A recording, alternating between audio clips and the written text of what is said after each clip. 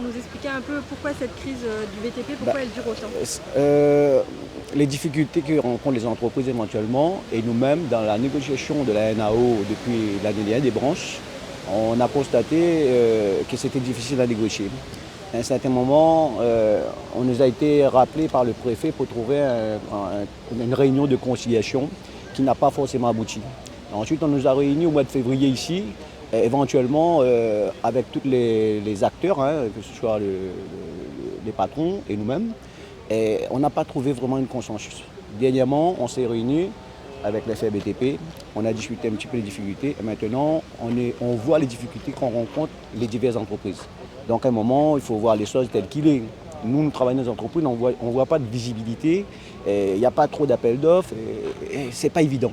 Et c'est pour cela, à un moment, on dit, nous-mêmes de notre entreprise, on a perdu près de 300 salariés. On était à 1000. J'imaginais un petit peu, donc il faut comprendre la situation. Et on est obligé de monter parce qu'on a quand même pas mal de camarades qui sont chez la touche actuellement. C'est difficile, c'est vraiment difficile. Et quand le BTP va mal, hein, tout le secteur va très mal. Exactement, exactement. On croit entendre hein, comment dire ça, les patrons, etc. La matière n'a pas forcément baissé comme c'était auparavant. Le prix de la tôle, par exemple, il est en train de dire qu'il coûtait à 14 euros, ils sont passés à 21 euros, ils passaient à 28 euros.